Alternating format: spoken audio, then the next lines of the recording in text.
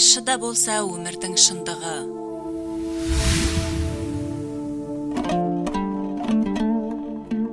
Қырық жаста жоғары білімдісің бе, жоқ па, айырмашылық болмайды.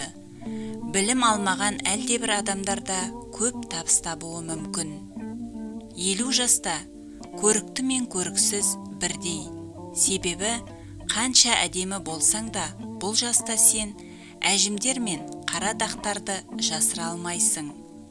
60 немесе 63 жастан жоғары лауазым мен лауазымы жоқ болса да дәл бірдей.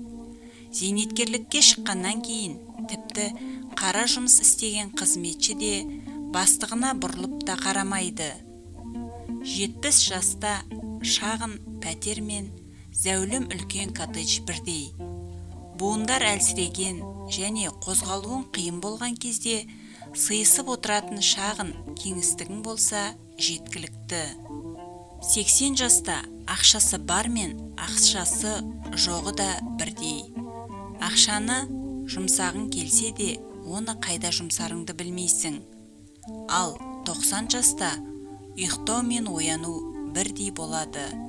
Таңертең тұрса да не істеріңді білмейсің. Өзіңе өзің тыныштал деп, өйткені бәріміздің соңымыз бірдей.